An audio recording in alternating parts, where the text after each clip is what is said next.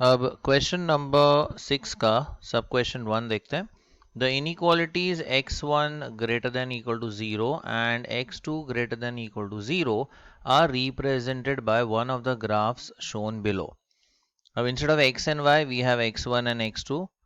तो अगर हम देखें x1 greater than equal to 0 and x2 greater than equal to 0, ये दोनों रिप्रेजेंट करते हैं फर्स्ट क्वाड्रेंट को.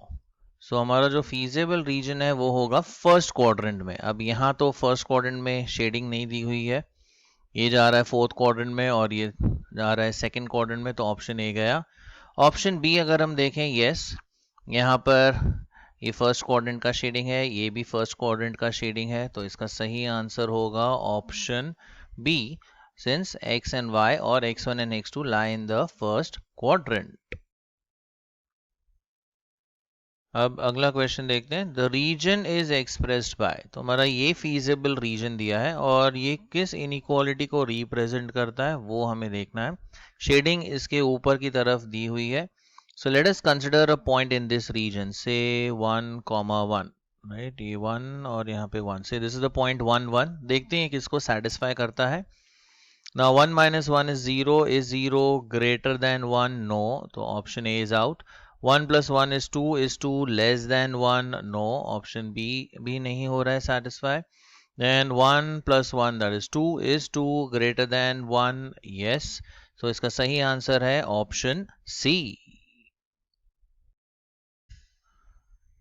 अब अगला क्वेश्चन देखते हैं. The inequality minus x1 plus 2x2 less than equal to 0 is indicated on the graph as. अब ऑप्शन सी अगर हम देखें, यहाँ तो लाइन तो बना दी है, that is the boundary, but यहाँ पे एरिया शेड नहीं किया हुआ है, तो ऑप्शन सी तो यहाँ से एलिमिनेट हो जाएगा. अब देखते हैं, ये अगर हमें लाइन ड्रॉ करनी होगी, that is -x1 plus 2x2 equal to 0 की. Now if we consider x1 as 0, तो x2 की वैल्यू भी होगी 0, एंड इफ वी टेक से x2 को अगर हम 0 ले लेते हैं, x2 0 नहीं तो फिर x1 0 हो जाएगा. Let's take some other value of x2. चलो x2 हम ले लेते हैं 1, तो यहाँ से हमें x1 की वैल्यू, ये अगर हो गया 2 1 2 -2, सो x1 की वैल्यू आ जाती है 2. So we plot these points. एक तो पॉइंट आएगा 0 0, ओके, तो ये हमारा x1, ये हमारा x2, एंड 0 0 ये एक पॉइंट हो जाएगा, एंड से this is 1, this is 2, here also 1 and 2, okay. And second point है 2 1, 2 1, ये वाला पॉइंट. तो दिस इज अ लाइन. अब हमें चेक करना है फीजिबल रीजन, इसके ऊपर होगा या फिर इसके नीचे. सो एक रैंडम पॉइंट हम टेस्ट कर लेते हैं. Say we take this point as 2 0. इसका टेस्टिंग कर लेते हैं इस इन इक्वेशन में, वेदर ये इसको सेटिस्फाई करता है या नहीं करता है. 2 0, सो ये आ जाएगा -2 प्लस 2 इंटू 0, दैट्स 0. तो फाइनल आंसर आता है -2 विच इज लेस दैन 0. तो हमारा जो फीजिबल रीजन होगा वो इस लाइन के नीचे की तरफ होगा, बिकॉज ये पॉइंट इसके इनइक्वेशन को सेटिस्फाई कर रहा है. तो हमारा सही आंसर है ऑप्शन ए. अब क्वेश्चन 7 डिस्कस करते हैं. क्वेश्चन है, the common region indicated on the graph is expressed by the set of 5 inequalities, and we have to check इसमें से कौन सा सेट सही है. पहला सेट देखते हैं. लाइन L1 इसमें है x1 greater than equal to 0. Yes, अगर हम लाइन L1 देखें तो इस तरफ x1 इज ग्रेटर दैन और इक्वल टू 0, ओके, ये सही है. तो पैरेलली हम ऑप्शंस चेक करते हैं, तो ये भी ऑप्शन यहाँ पे सही है. ये वाला ऑप्शन गलत दिया है, देखिए, तो ऑप्शन सी तो एलिमिनेट हो गया. अब सिर्फ ए और बी पे फोकस करना है. यहाँ पर L2 का कंडीशन है x2 greater than equal to 0. Yes, line L2, तो इसमें x2 is greater than equal to 0, तो अबाव द लाइन आ रहा है, यस ये भी सही है, ये भी सही है। अब नेक्स्ट चेक करते हैं। अब इसके लिए हमें एक टेस्ट पॉइंट लेना होगा। तो suppose we just take a test point, ये 2 यहाँ पे आएगा। So let us take this point, axis वाला ही पॉइंट ले लेते हैं, 2,0। अब L3 में सब्स्टिट्यूट करके देखते हैं। So 2 + 0 that is 2 is 2 less than 1, no. देखिए ये जो लाइन L3 है इसका शेडिंग इसके ऊपर दिया है, मतलब ये वाला पॉइंट इसको सेटिस्फाई करना चाहिए। सो 2 0 अगर हम इसमें सब्स्टिट्यूट करते हैं, 2 + 0 that is 0, sorry 2 + 0 is 2, 2 less than 1, no. तो ये वाला ऑप्शन यहाँ पे सेटिस्फाई नहीं हो रहा है। यहाँ पे देखिए 2 + 0 that is 2 is 2 greater than 1, yes ये सेटिस्फाई हुआ। अब ये रॉन्ग होने की वजह से ऑप्शन ए भी निकल गया। अब ये बाकी के कंडीशंस भी चेक कर लेते हैं 2 0 के हेल्प से ही। अब अगर हम L4 पे जाते हैं तो L4 का भी शेडिंग नीचे की तरफ दिया है, मतलब 2 0 इसको भी सेटिस्फाई करना चाहिए। Let's check, 2 - 0 that is 2 is 2 greater than 1, yes इसको भी सेटिस्फाई कर रहा है। एंड L5, अगर हम लाइन L5 देखें ये वाली, इसका भी शेडिंग नीचे की तरफ दिया हुआ है, मतलब 2 0 इसको सेटिस्फाई करना चाहिए। लेट्स चेक, यहाँ पे आ जाएगा -2 एंड 2 × 0 इज 0, तो ओवरऑल आएगा -2 इज -2 लेस देन 0, यस। तो ये L5 को भी सेटिस्फाई कर रहा है, इसलिए हमारा सही आंसर है ऑप्शन बी। अब क्वेश्चन नंबर 8 देखते हैं। A firm makes 2 types of products, type A and type B. The profit on product A is 20 rupees each and that on product B is 30 rupees each. Both types are processed on 3 machines M1, M2, M3. तो 2 product दिए और ये 3 machines दिए। The time required in hours by each product and total time available in hours per week on each machine are as follows. तो ये each product का timing दिया हुआ है एंड अवेलेबल टाइम दिया है M1, M2, M3 का। The constraints, मतलब restrictions, can be formulated by taking x1 as number of units of A, इसकी quantity ली है x1, and x2 as number of units of B, इसकी quantity है x2। तो हमारे constraints क्या आएंगे, देखिए। अब पहले M1 का constraint बनाते हैं। यहाँ पे total time होगा x1 units के लिए 3x1 and product B के लिए it will be 3 times x2. So 3x1 plus 3x2, लेकिन available time है 36 hours. So this time will be less than or equal to 36.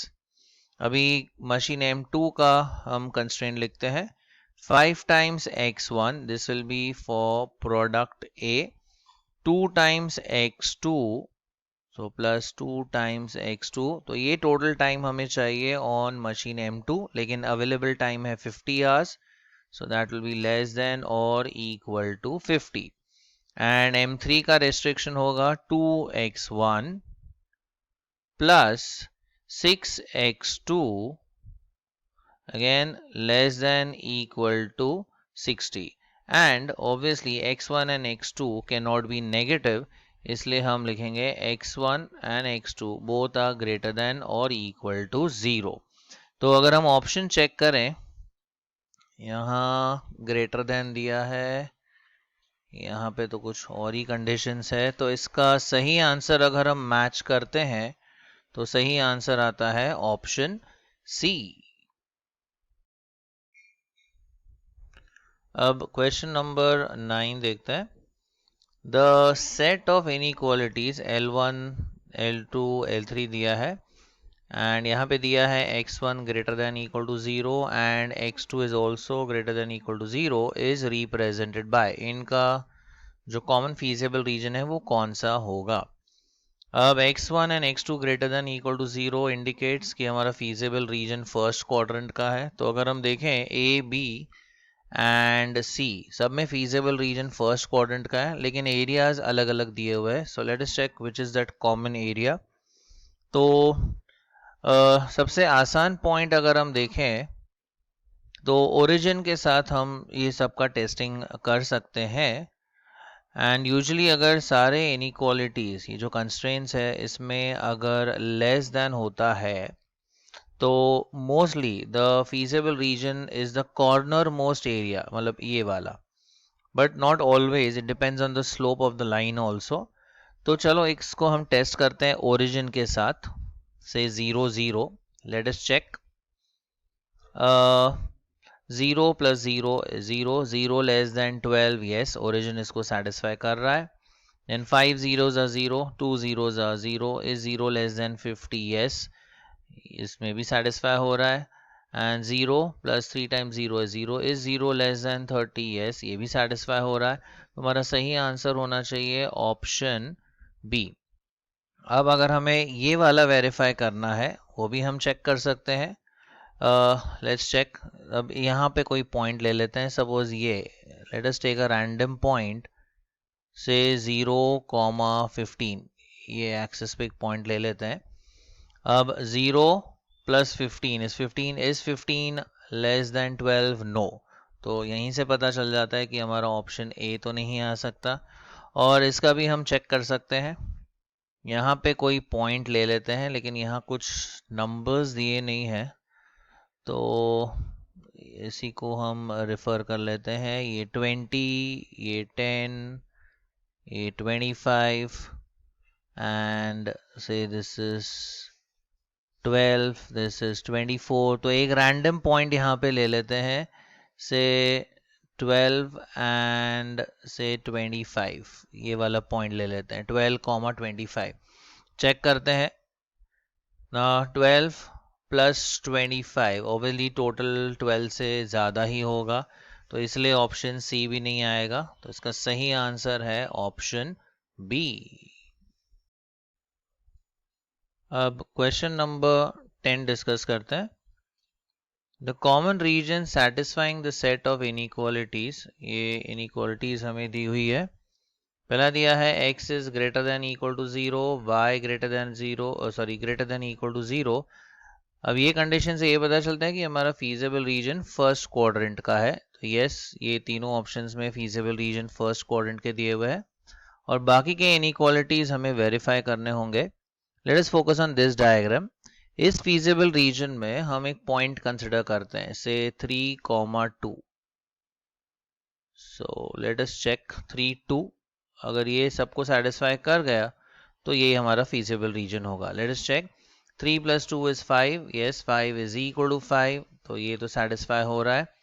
Then 3 plus 2 2 is 4, तो 3 plus 4 होता है 7, is 7 less than 8, yes मतलब ये point इसको भी satisfy कर रहा है।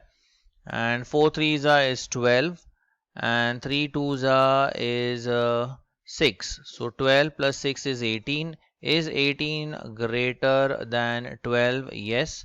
तो ये पॉइंट सबको सेटिस्फाई कर रहा है, तो हमारा सही आंसर होगा ऑप्शन ए।